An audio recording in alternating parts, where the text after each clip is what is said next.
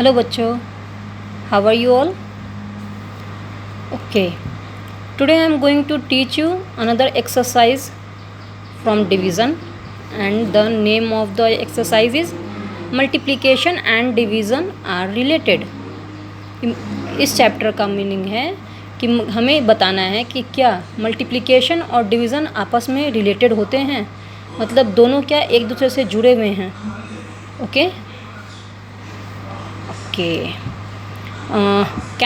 my question is, can we say that the multiplication fact, अगर किसी number का multiplication fact मैं आपको लिख के बता रही हूँ कि 4 multiply by 3 is equal to 12, okay, and the division fact 12 divided by 4 are same, कि क्या एक multiplication factor 4 multiply by 3 is equal to 12 and उसी नंबर का डिवीज़न फैक्ट क्या सेम हो सकते हैं?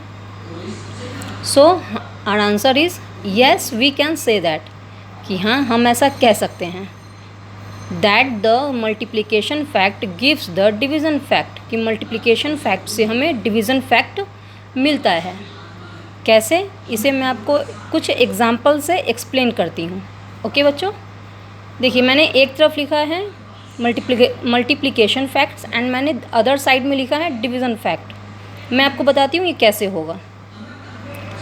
3 multiply by 5 is equal to 15 होता है, हम सभी लोग जानते हैं 3 5 ज़ा 15, और या 5 3 ज़ा 15 ये भी होता है ना। अगर आप 3 का टेबल 5 टाइम्स पढ़ते हो तो 15 आएगा, और अगर आप 5 का टेबल 3 टाइम्स पढ़ते हो तब भी 15 ही आएगा। देखिए हमने यहाँ पे सिर्फ डिजिट को चेंज कर दिया है, 3 multiply by 5 and 5 multiply by 3, दोनों का 15 ही होगा ना। उसी तरह से 7 multiply by 8 is equal to 56, 7 8 जा 56 और 8 7 जा इज इक्वल टू 56। देखिए दोनों का 56 ही होता है ना। और यहाँ पे देखिए हमने सिर्फ डिजिट्स को इंटरचेंज किया आपस में, है ना बच्चों। अब देखिए इसी का डिवीज़न फैक्ट, 15 वाले का डिवीज़न फैक्ट यहाँ पर, अगर हम जो हमारा 15 आंसर है वो क्वेश्चन बन जाता है, 15 को 3 से डिवाइड करते हैं। देखिए इसी को हमने मल्टीप्लिकेशन फैक्ट को हमने डिवीज़न फैक्ट में चेंज किया है।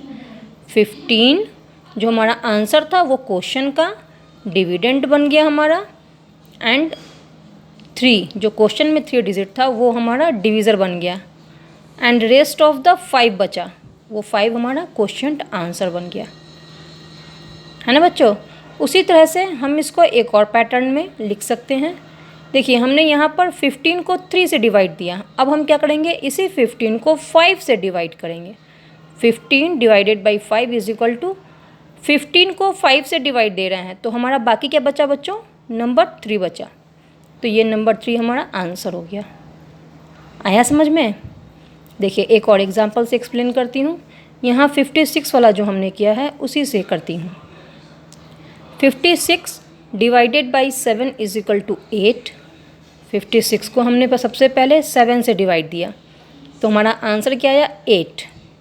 अब हम इसी 56 को 8 से डिवाइड करेंगे, 8 से डिवाइड करेंगे तो हमारा आंसर क्या आएगा, 7। देखिए दो तरीके से लिखाया जा सकता है ना डिवीज़न फैक्ट्स भी, मल्टीप्लिकेशन की तरह ही। उसी तरह से है कि अगर हम दोनों तरफ सेम नंबर हो उसको आपस में मल्टीप्लाई किए, 9 9 जा 81 हुआ।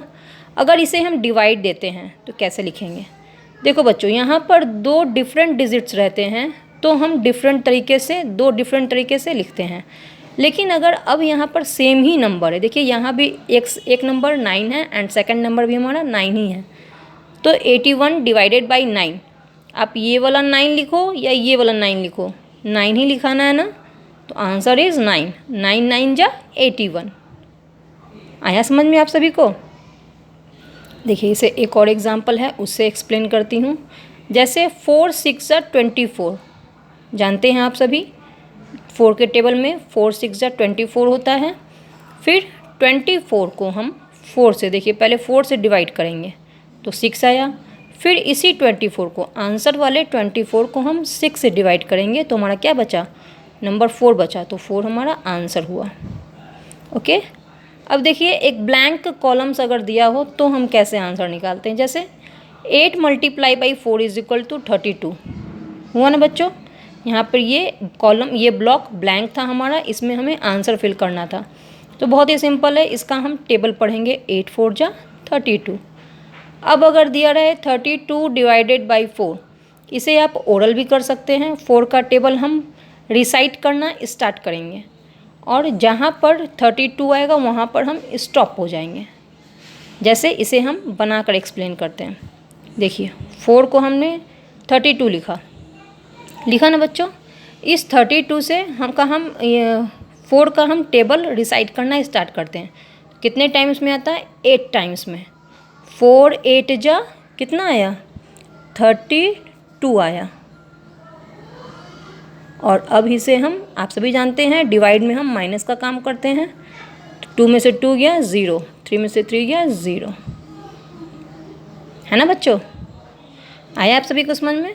4 का टेबल हम रिसाइट करना स्टार्ट करेंगे और जितने पर 32 आएगा उतने पे हम स्टॉप हो जाएंगे। तो 4 8 जा 32। तो आप सभी ने देखा ना कि मल्टीप्लिकेशन और डिवीज़न आपस में रिलेट करते हैं, एक दूसरे से रिलेटेड होते हैं, है ना। Okay, bye bye.